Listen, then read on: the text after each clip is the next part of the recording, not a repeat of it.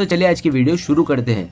दोस्तों वीडियो शुरू करने से पहले मैं आपको एक बात बता दूं कि आपने अभी तक हमारे इस चैनल को सब्सक्राइब नहीं किया हो तो नीचे पर आपको ग्रीन बटन में सब्सक्राइब करके लिखा रहा होगा, इसके ऊपर क्लिक कर लीजिए और साइड में नोटिफिकेशन बेल भी आएगा, उसको भी क्लिक कर लें ताकि आपको मिल सके हमारे अगले वीडियो की नोटिफिकेशन सबसे पहले और आप कुछ नया सीख सके। સૌરાષ્ટ્રની એકમાત્ર સ્કૂલ જ્યાં ટ્રસ્ટી તથા સંચાલકો ડોક્ટર, એન્જિનિયર તથા શિક્ષકો છે એવી Kanabar school of science and commerce. કાર્યક્ષેત્ર ધોરણ 5 થી 10, 11-12 સાયન્સ એન્ડ કોમર્સ। દીકરાઓ અને દીકરીઓ માટેના ઉજ્જવળ ભવિષ્ય માટે વાલીઓની પહેલી પસંદગી Kanabar school of science and commerce. અહીં છે શ્રેષ્ઠ શિક્ષકો દ્વારા મર્યાદિત સંખ્યામાં વિદ્યાર્થીઓ માટે ભણતર, અલગ અલગ સાયન્સ લેબ, કોમ્પ્યુટર લેબ, દીકરાઓ તથા દીકરીઓ માટે અલગ અલગ હોસ્ટેલ સાથે શુદ્ધ સાત્વિક ભોજનની વ્યવસ્થા, ટ્રાન્સપોર્ટેશનની સુવિધા, જી તેમજ નીટની તૈયારી સ્કૂલમાં જ। તો આથી વિશેષ આપ આપના બાળક માટે શું ઈચ્છો તો આજે જ એડમિશન માટે સંપર્ક કરો। Unit 1 Kanabar school of science and commerce, ખામરોડ ચોકડી, Junagadh bypass, Junagadh. Unit 2 main post ઓફિસની પાછળ, શ્યામ વિદ્યાલય, સરકારી ગોડાઉન પાસે, ગાંધીગ્રામ, જુનાગઢ। हेलो दरेक विद्यार्थी ने आजना गुड मॉर्निंग અને જય શ્રી કૃષ્ણ। હવે આપણે જોઈએ કે આ પ્રકરણનો છેલ્લો એક મુદ્દો બાકી હતો કે આયનીકરણ એન્થાલ્પી। આયનીકરણ એન્થાલ્પી એટલે સંક્રાંતિ તત્વની અંદર આયનીકરણ એન્થાલ્પીમાં થતો ફેરફાર। तो द्विविभागना तत्वों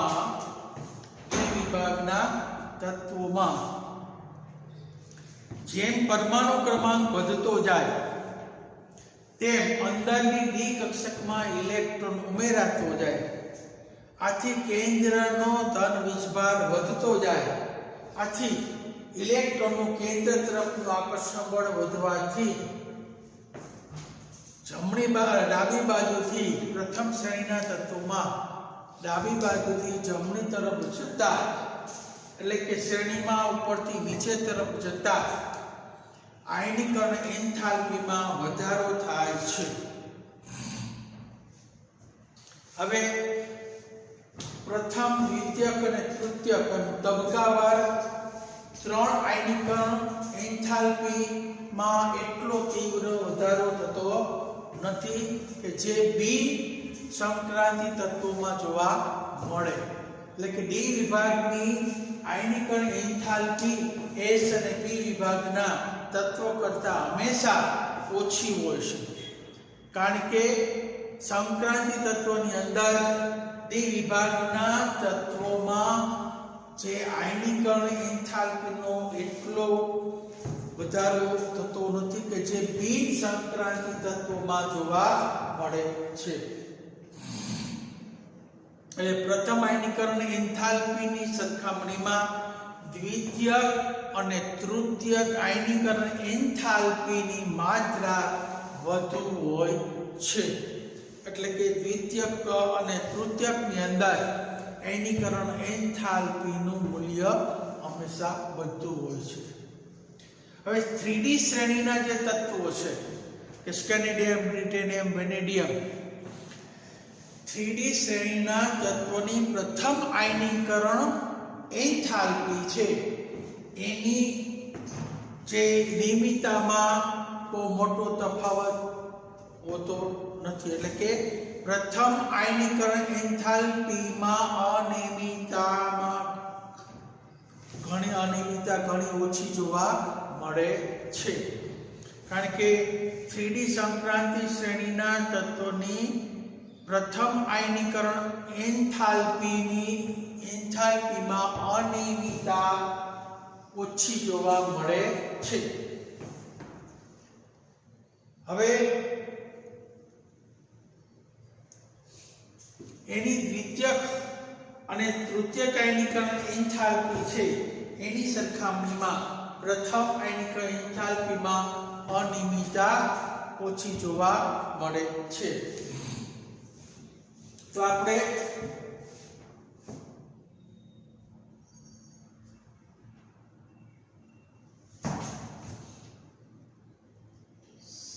संक्रांति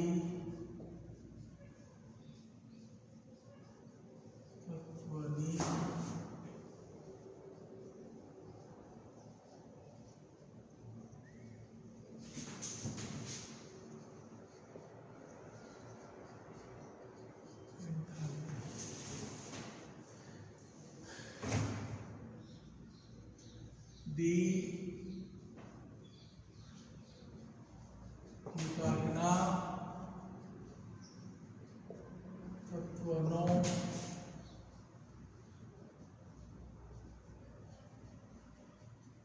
ક્રમાંક વધતા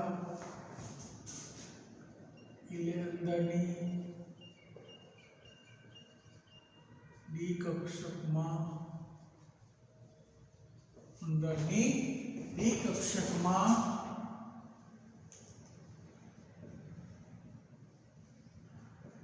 ઇલેક્ટ્રોન ઉમેરાતો જાય છે અને કેન્દ્રીય વીજભાર વધતો જાય છે.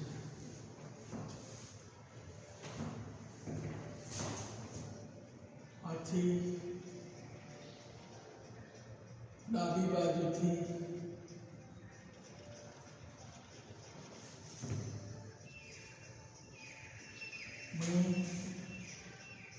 બાજુ તરફ જતા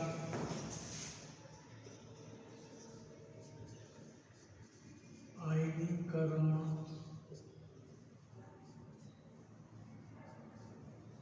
એન્થાલ્પી એન્થાલ્પીમાં ક્રમશઃ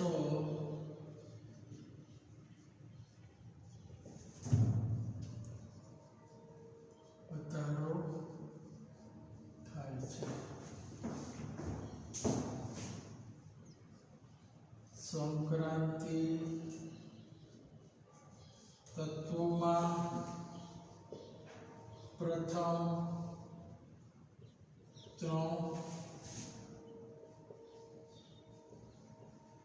3 ની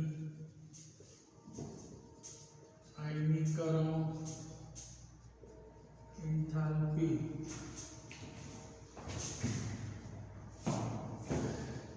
એન્થાલ્પીમાં થતો વધારો એટલો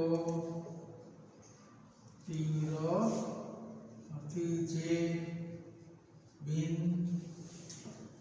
સંક્રાંતિ તત્વોમાં જોવા મળે છે. બિન સંક્રાંતિ તત્વોમાં વધારો ડી વિભાગના તત્વો કરતા એસ અને પી વિભાગના તત્વો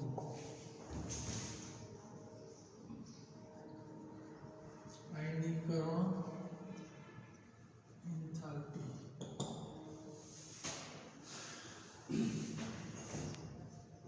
ત્રીજું કે પ્રથમ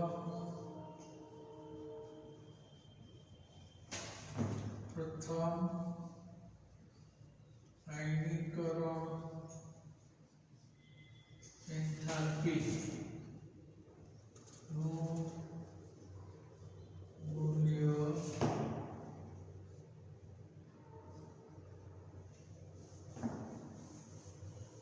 પ્રથમ આયનીકરણ એન્થાલ્પીની કમાણીમાં દ્વિતીય અને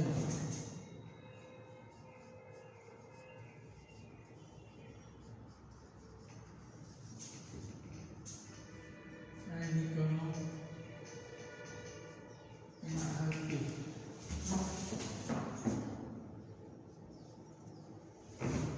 ની માત્રા તીવ્રની માત્રા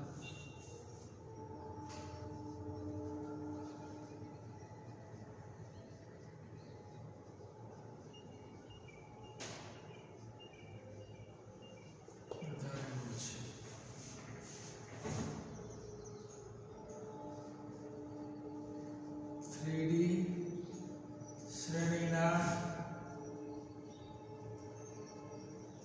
તત્વોની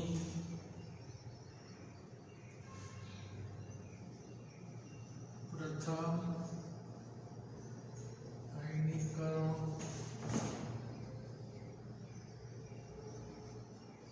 એન્થાલ્પીમાં અનિયમિતતા પ્રમાણમાં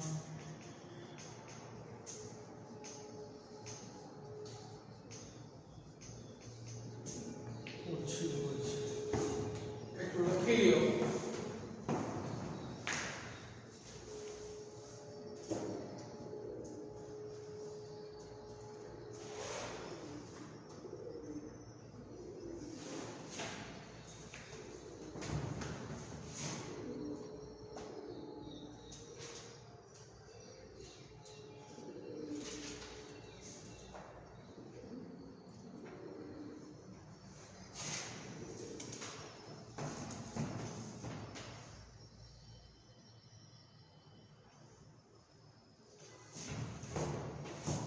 હવે એક ઇલેક્ટ્રોન દૂર કરીએ આપણે ફોરેસ, તો ફોરેસ અને 3D કક્ષકોની સાપેક્ષ ઊર્જામાં ફેરફાર થાય છે. હવે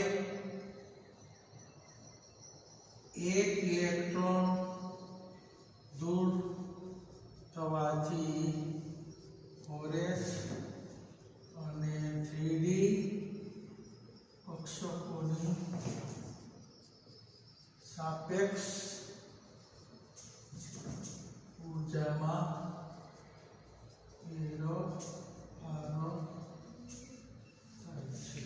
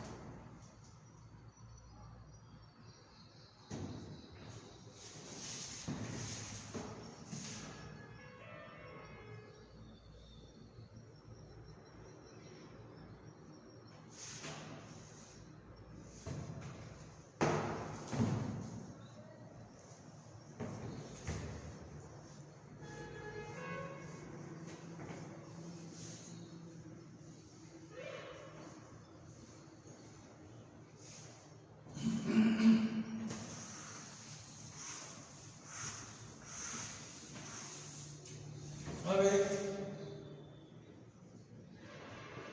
ડી વિભાગના તત્વો આયનો બનાવે ત્યારે n-1 ડી કક્ષક કરતા પ્રથમ NS કક્ષકમાંથી ઇલેક્ટ્રોન દૂર થાય છે. એટલે અને નિયમ છે કે 3D કક્ષકમાંથી ઇલેક્ટ્રોન દૂર થવો જોઈએ, એને બદલે NS કક્ષકમાંથી ઇલેક્ટ્રોન દૂર થાય છે પહેલા. હવે 3D શ્રેણીમાં સ્કેનેડિયમ 3D શ્રેણી એટલે પ્રથમ સમક્રાંતિ શ્રેણી. 3D શ્રેણીમાં સ્કેનેડિયમ થી ઝિંક તરફ આપણે જઈએ તેમ પરમાણુ ક્રમાંક વધતો જાય તેમ અંદરની 3D કક્ષકમાં ઇલેક્ટ્રોન ઉમેરાય. ત્યારે બાહ્ય કક્ષકના ફોરસના બે ઇલેક્ટ્રોન એકબીજાને પરિરક્ષિત કરી તેમની તુલનામાં 3D ના ઇલેક્ટ્રોન એ ફોરસના ઇલેક્ટ્રોનને વધારે પરિરક્ષિત કરી શકે છે. તો 3D શ્રેણીના તત્વો સ્કેનેડિયમથી ઝિંક તરફ જાય એમ પરમાણુ ક્રમાંક વધતા 3D કક્ષકમાં ઇલેક્ટ્રોન ઉમેરાતો જાય છે.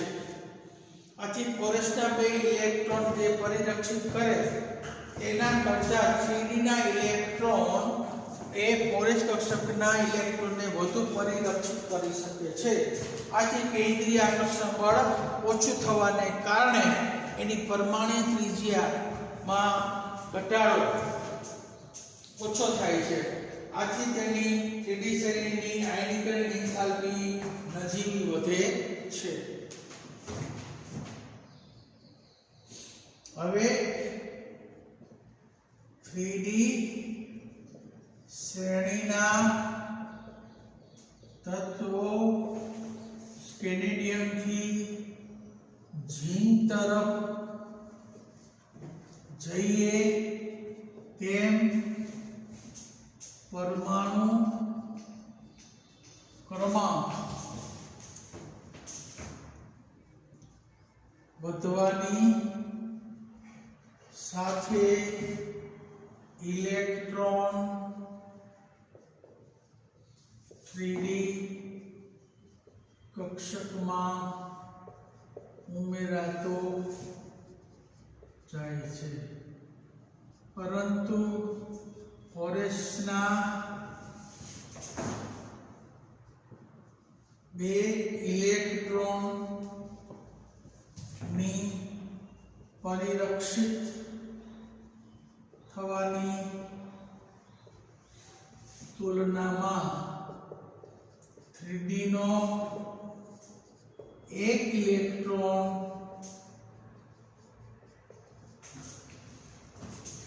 એ ફોરસના ઇલેક્ટ્રોનને વધારે પરિરક્ષિત કરે છે. આથી 3D શ્રેણીના તત્વોના પરમાણ્વીય ત્રિજ્યામાં ઓછો ઘટાડો થાય છે. પરિણામે 3D ની આયનીકરણ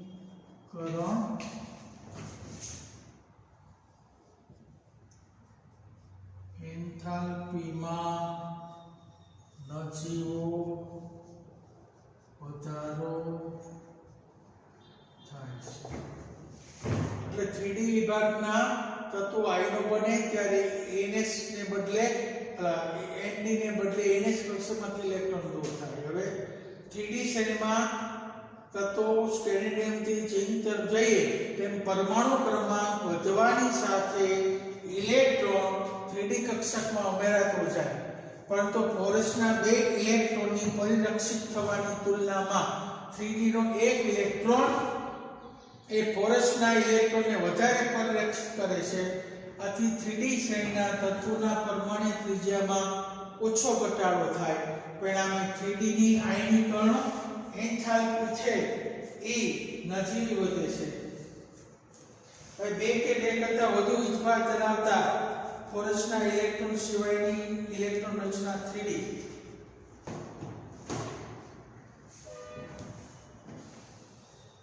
બે કે હવે તત્વમાં બે કે વધારે વીજભાર વધતા ફોરેસ સિવાયની ઇલેક્ટ્રોન ફોરસ રચના 3D n છે। કારણ કે બે ઇલેક્ટ્રોન દૂર થયા પછી એની ઇલેક્ટ્રોન રચના ફોરસ કક્ષક ખાલી થઈ જાય એટલે બે ઇલેક્ટ્રોન દૂર થયા પછી ફોરસ કક્ષક ખાલી થઈ જાય એટલે ફોરસની ઇલેક્ટ્રોન રચના 0 થઈ જાય એટલે એ સિવાયની ઇલેક્ટ્રોન રચના 3D 8 એટલે 3D n છે।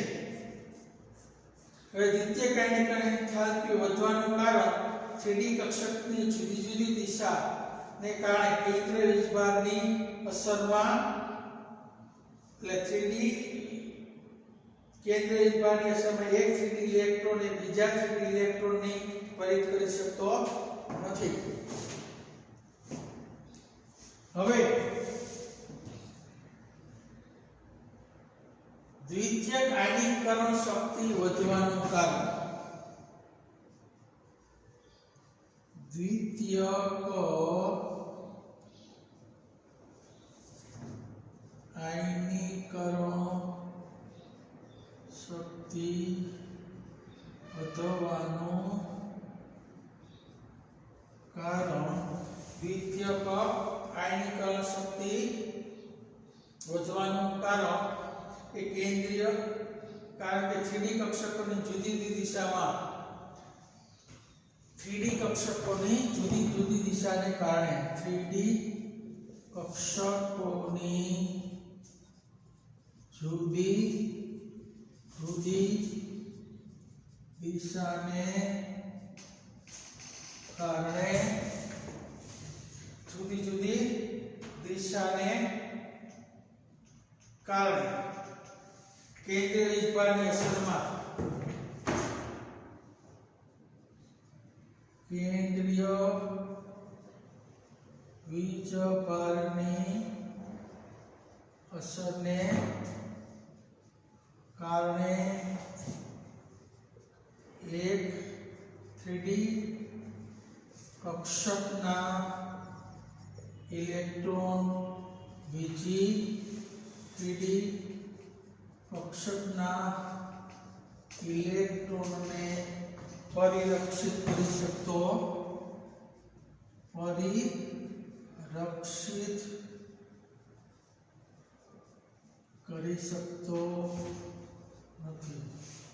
કારણ કે 3D કક્ષકની જુદી જુદી દિશાને કારણે 3D નો એક ઇલેક્ટ્રોન બીજા 3D ના ઇલેક્ટ્રોનને પરિરક્ષિત કરી શકતો નથી।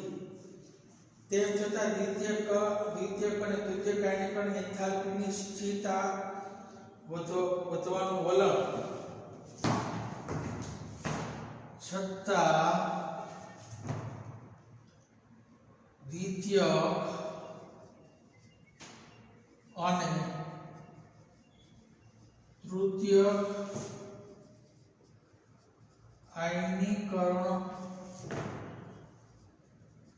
એન્થાલ્પી વધવાનું કારણ કે Mn+2 અને Fe+3 ના સ્થિરતામાં વધવા તો વધારો 3D 5 જેવી રચના જવાબદાર Fe+2 અને Fe+3 ના આમાં થતો વધારો 3d5 જેવી રચના જવાબદાર થાય એટલે દ્વિતીયક અને તૃતીયક આયનીકરણ એન્થાલ્પીમાં વધારાનું કારણ એની સ્થિરતા જવાબદાર હોય છે।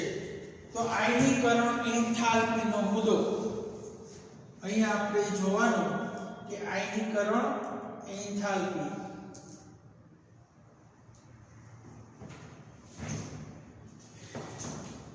तो आयनीकरण एंथाल्पी तो आटली वस्तु तमारे आयनीकरण एंथाल्पी में लखवानुं आ एनो छेल्लो मुद्दो हतो। हवे आपणे आ प्रकरण अहींया पूर्ण थाय छे।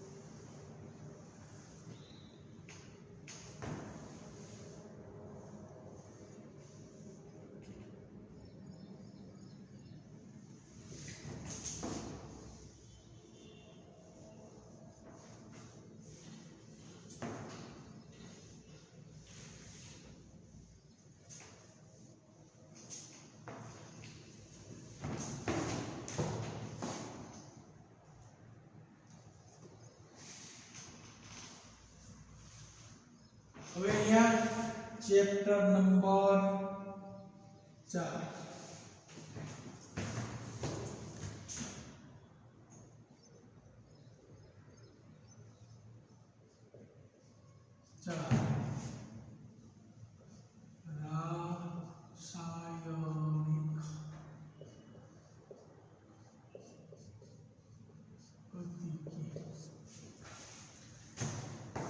चलो पहली वस्तु तो आप ये जोइए रासायनिक गतिकी।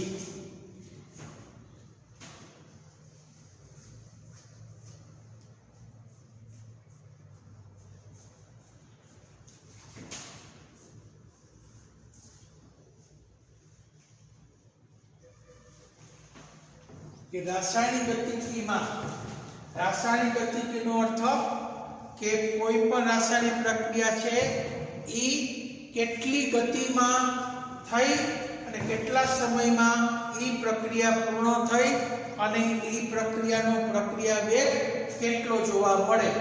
तो प्रक्रिया वेग साथे रासायनिक गति आधार राखे।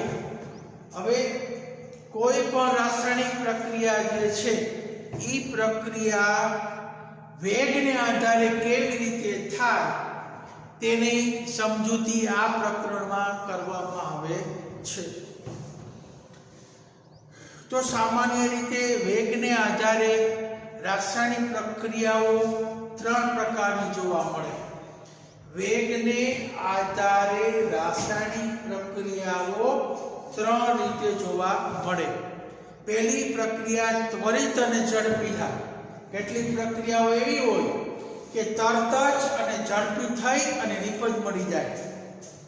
દાખલા તરીકે સિલ્વર નાઇટ્રેટ AgNO3 ના દ્રાવણમાં સોડિયમ ક્લોરાઇડનું દ્રાવણ ઉમેરીએ આપણે તો તરત જ ઝડપથી સિલ્વર હેલાઇડ એટલે કે સિલ્વર ક્લોરાઇડના અવક્ષેપ મળે છે જે ત્વરિત અને ઝડપી પ્રક્રિયા છે।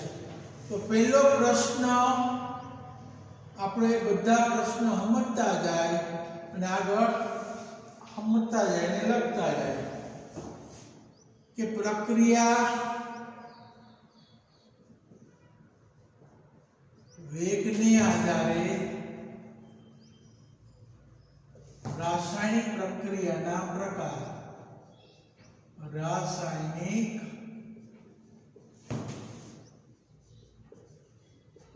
પ્રક્રિયાના પ્રકારો જણાવો. તો પ્રકાર કેટલા? પ્રકારો 3 છે.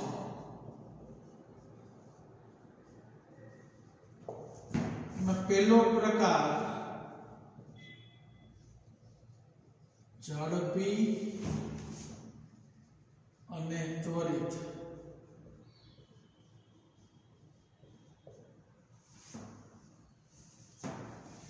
કેટલીક રાસાયણિક પ્રક્રિયાઓ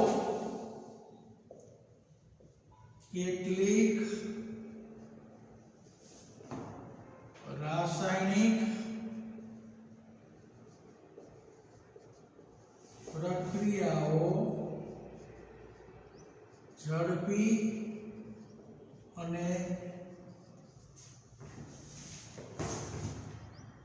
ત્વરિત હોય છે. જેમ કે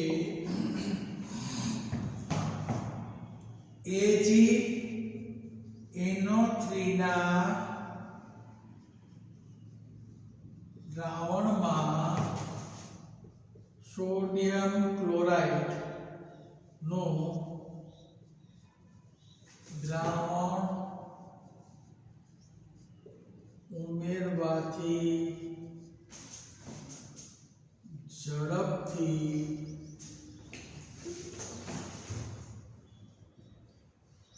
AgCl અવક્ષેપિત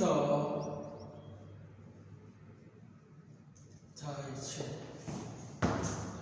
તો AgNO3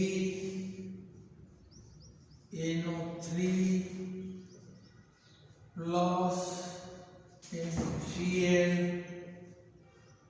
AgCl પ્લસ NaNO3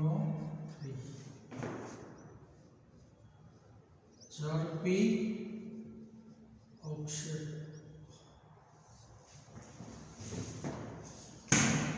આ પહેલો પ્રકાર.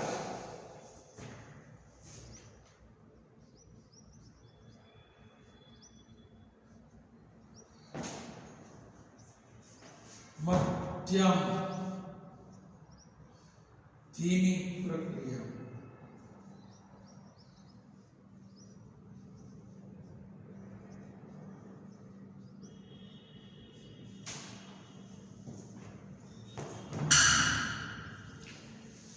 કેટલીક રાસાયણિક પ્રક્રિયાઓ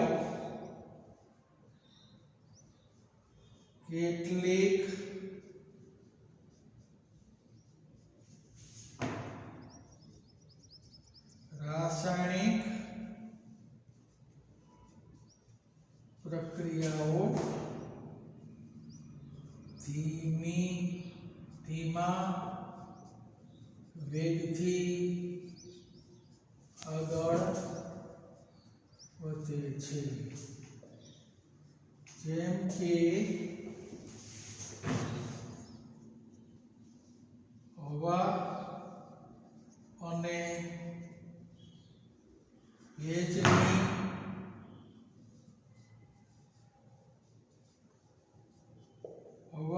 ભેજની હાજરીમાં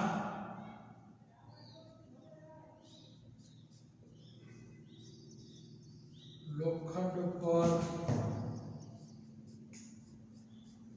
લાગતો કાટ.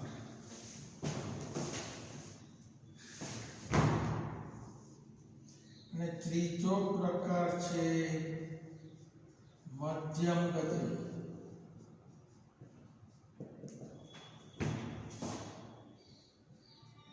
કેટલીક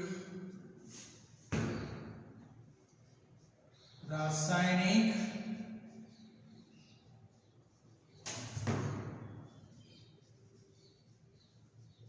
પ્રક્રિયાઓ મધ્યમ વેગથી થતી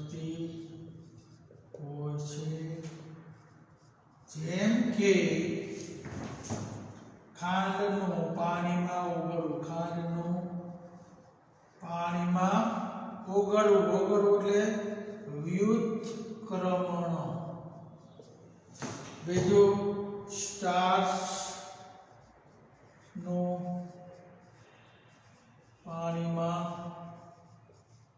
જળ વિભાજન. એટલે 3 પ્રકાર પ્રક્રિયાઓના, રાસાયણિક પ્રક્રિયાઓના પ્રકારો છે વેગને આધારે. પહેલો પ્રકાર ઝડપી અને ત્વરિત પ્રક્રિયા.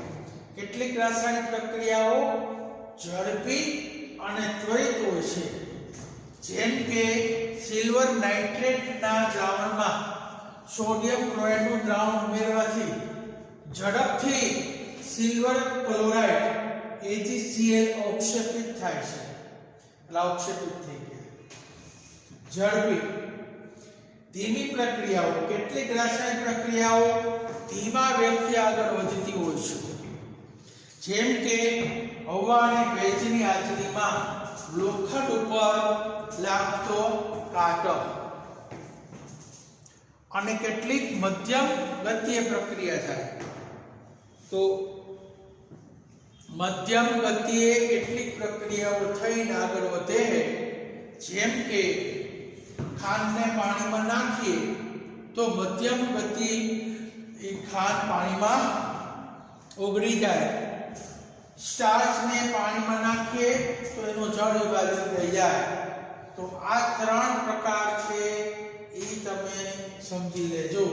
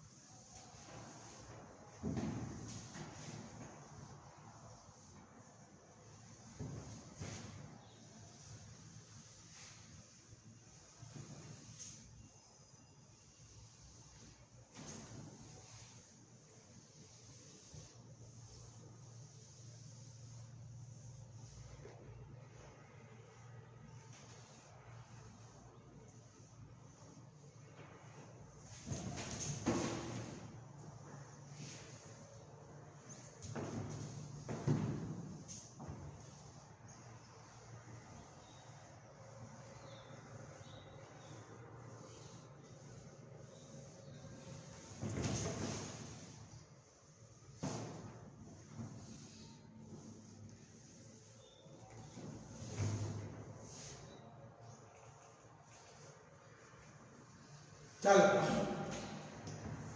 હવે આપણે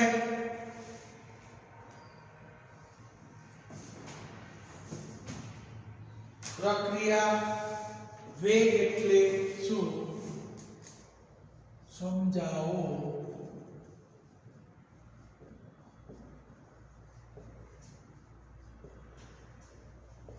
એટલે શું સમજાવો.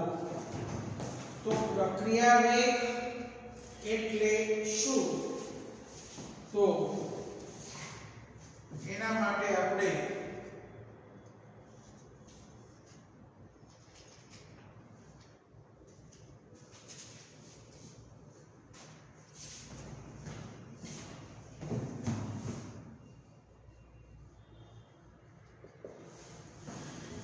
એકમ સમયમાં પ્રક્રિયકો અથવા નિપજોની સાંદ્રતામાં થતા ફેરફારને પ્રક્રિયા વેગ કહે છે.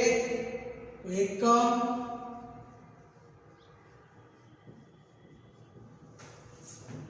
સમયમાં પ્રક્રિયકો અથવા નિપજોની સાંદ્રતામાં થતો ફેરફારને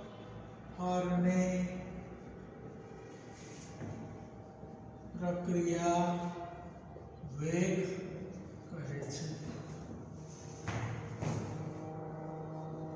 પ્રક્રિયકોની सांद्रता घटाड़ता प्रक्रिया वेग घटे अने सांद्रता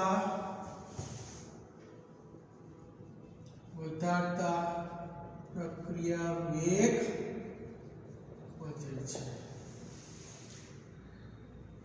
હવે એક કાલ્પનિક પ્રક્રિયા અચળ કદે અને નિયત તાપમાને નીચે પ્રમાણે થાય છે। હવે ઉદાહરણ આપીએ। એક કાલ્પનિક પ્રક્રિયા અચળ કદે અને અચળ તાપમાને નીચે પ્રમાણે થાય છે। તો R gives P, R gives P। અહીંયા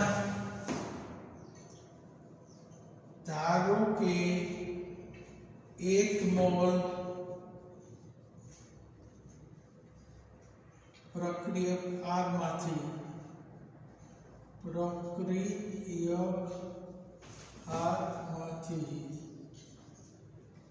एक मोल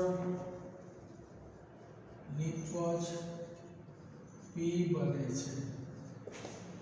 એટલે કે નિયત તાપમાને નિયત પદે 1 મોલ પ્રક્રિયક R માંથી 1 મોલ નિપજ P બને છે।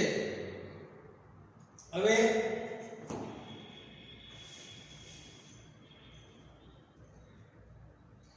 T1 સમયે અને T2 સમયે T1 સમયે પ્રક્રિયક R1 અને નિપજ P1 બને છે। જ્યારે T2 સમયે અમુક સમય પસાર થયા પછી પ્રક્રિયા આગળ વધે ત્યારે પ્રક્રિયક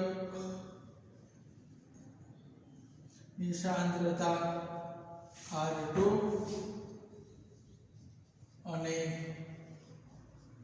નિપજની સાંદ્રતા P2 થાય છે।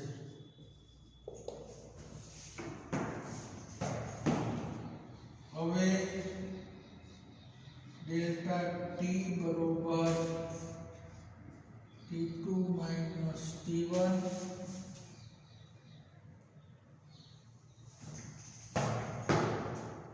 डेल्टा R बरोबर R2 minus R1 delta P बरोबर P2 माइनस P1 एका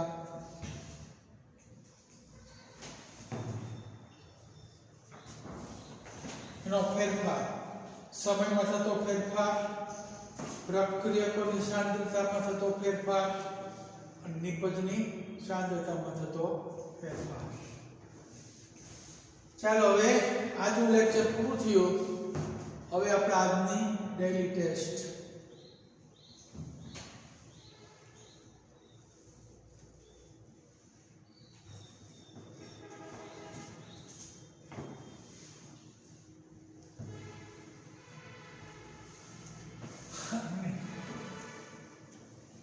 તો ડેઈલી ટેસ્ટની અંદર દરેક પ્રશ્નના ઉત્તર વિગતવાર લખવાના।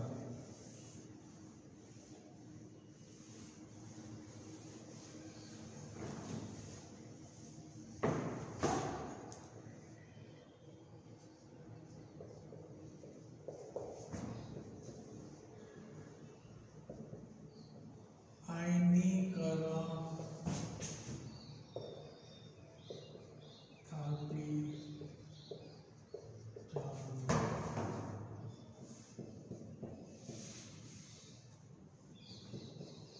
પ્રક્રિયા